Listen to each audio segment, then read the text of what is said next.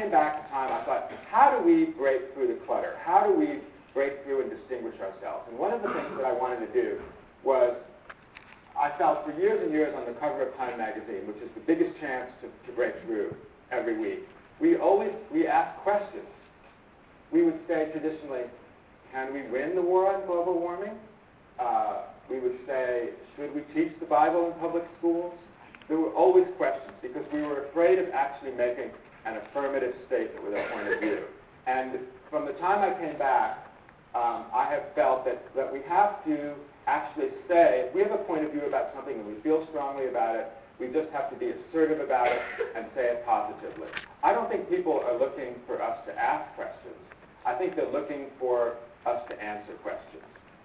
I've always thought that, and I don't even know, I didn't go to journalism school, but this notion that journalism is objective or must be objective is something that has always bothered me, because the notion about objectivity in some ways is a fantasy. I don't know that there is such a thing as objectivity. H.L. Mencken, the great sage of Baltimore journalist, once said, the objective viewpoint is the one that agrees with mine. I don't think anybody disagrees with that. But what used to always bother me as a consumer of journalism was, and let's say, to use the current story as an example, we have a writer who writes about the environment, and Brian Walsh. I mean, he has an advanced degree in science. He's been studying this for years. He's an expert. And traditionally, what we would do is there would be a story about global warming, say, and part of the story would be on the one hand, some people say this, on the other hand, some people say that, and you go back and forth, boom, the story's over. And you basically were leaving it to the reader to make sense of it and decide. Now, I know that Brian has a strong view about these things. And I feel like as a reader, I want the writer, if he has a strong point of view, if he's an expert, if he's an authority, to basically say, you know what? Point A actually has more validity than point B. Or the science underlying, theory X is actually more valid than theory Y. I really want to know. And I felt that one way to break through in this journalistic environment where news has become a commodity is to basically have a point of view, to have an opinion, and to state it, fiercely if necessary.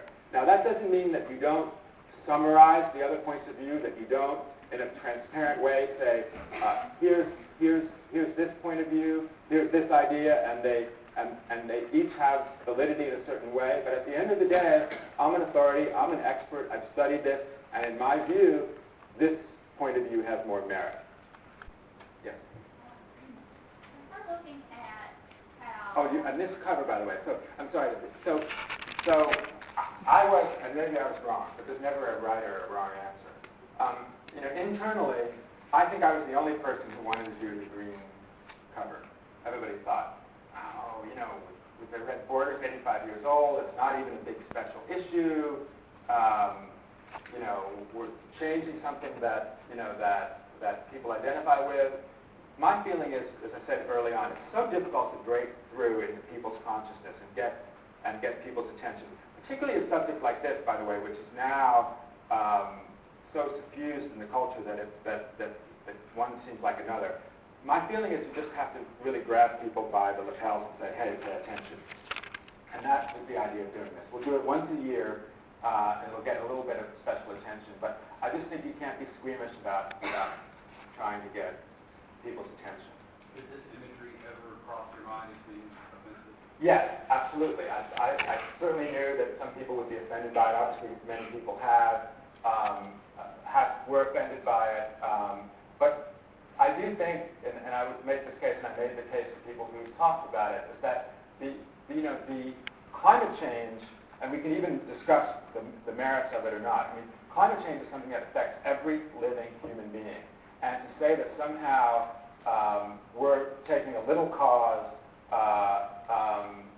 in the midst of a big cause like the veterans at Iwo Jima seems to me to not make sense. I think what we're doing is we're raising both by taking two incredibly strong and powerful ideas and combining them. I think so it's greater than the sum of its parts rather than either one being less than the sum of its parts. I don't even know what rules there have been all along in journalism. I mean, there are rules that we've kind of observed by tradition, but it's not like, the legal code or being a doctor where there's ways to treat people. I mean, we sort of make it up as we go along, and I think that is what will continue to happen. And again, because people have access to so much, it's almost hard to make rules, because think about how the videos that you can find online that were once that you didn't have access to. I mean, there's almost nothing that is not available to you. And I think one of the things that we've found with information and democracy throughout the 20th century is that when you try to clamp down on any source of information, it comes up somewhere else, or it metastasizes into some other form. I think the more we try to restrict things, the more likely it is to blow up in our faces. So that's not much.